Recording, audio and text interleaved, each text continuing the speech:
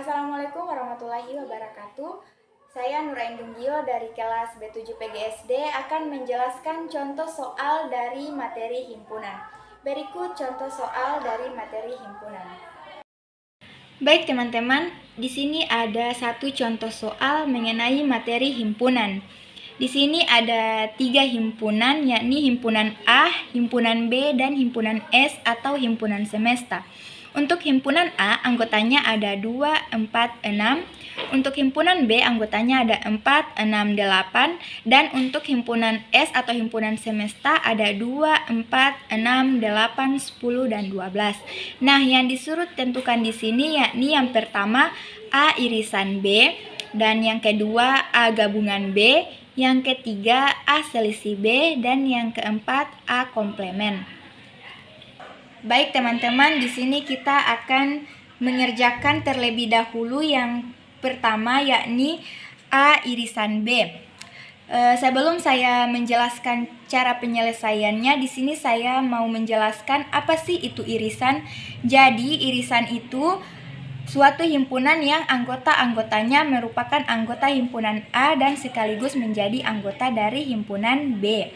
Baik, jadi kita bisa tulis di sini anggota dari himpunan A itu 2, 4, 6. Kemudian untuk himpunan B yakni 4, 6, 8. Nah, setelah ditulis seperti ini, irisan A dan irisan B adalah himpunan dari semua elemen yang ada di A dan juga ada di B.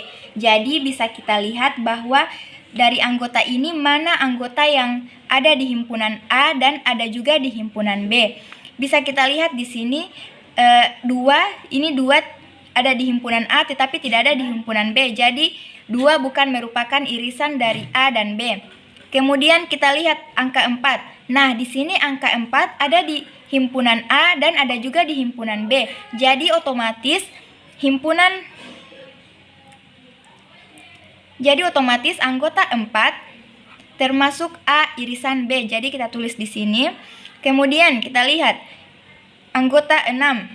Kita lihat apakah angka 6 ini ada di anggota himpunan B. Nah, di sini ada. Jadi 6 juga merupakan A irisan B.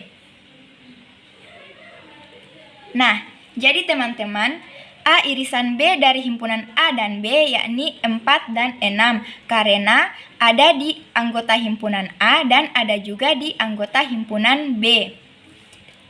Nah, setelah kita menyelesaikan A irisan B, selanjutnya kita ke yang kedua yakni A gabungan B. Baik, langsung saja untuk A gabungan B, sebelum saya menjelaskan cara penyelesaiannya, di sini saya jelaskan dulu apa sih itu gabungan. Jadi gabungan itu suatu himpunan yang anggota-anggotanya merupakan anggota A atau anggota B atau anggota persekutuan A dan B. Nah, untuk cara menyelesaikan soal ini, kita tulis terlebih dahulu anggota dari himpunan A. Anggota dari himpunan A itu yang tadi 2, 4, 6. Dan anggota himpunan B yakni 4, 6, dan 8. Nah, kita disuruh tentukan di sini A gabungan B. Jadi teman-teman, kita bisa langsung saja menggabungkan anggota himpunan A dan himpunan B. Caranya seperti ini. Kita tulis terlebih dahulu A gabungan B sama dengan, nah, kita gabungkan semua anggota di himpunan A dan anggota himpunan B. Kita tulis 2, 4. Karena 4 di sini sudah ada di anggota A dan ada juga di anggota B, jadi kita tulis satu saja. Jadi 2, 4. Dan 6 juga kita tulis satu saja karena di sini sudah ada di A dan ada di B, jadi kita tulis satu saja untuk angka 6-nya. Jadi 2, 4, 6, dan 8. Jadi gabungan dari A dan B yakni 2, 4, 6, dan 8. Selanjutnya teman-teman, setelah kita menyelesaikan A gabungan B, kita lanjut ke Yang ketiga yakni bagaimana sih cara menyelesaikan A selisih B. Yang ini teman-teman. Jadi untuk cara menyelesaikan A selisih B, yakni sebelum saya ke cara pengerjaannya, saya menjelaskan dulu bagaimana apa sih itu selisih. Jadi selisih himpunan A dan B adalah himpunan semua anggota A yang tidak menjadi bagian dari anggota B. Nah, di situ sudah dijelaskan bahwa selisih himpunan A dan B adalah himpunan semua anggota A yang tidak menjadi bagian dari anggota B. Jadi dia anggota A yang tidak ada di anggota B. Jadi di sini kita tulis terlebih dahulu anggota dari himpunan A 2, 4, dan 6. Dan anggota B yakni 4, 6, 8. Nah, yang ditanya A selisih B. Nah, di sini kita bisa lihat teman-teman, anggota yang tidak menjadi bagian dari anggota himpunan tersebut. Nah, kita lihat anggota himpunan A yang tidak menjadi anggota himpunan B.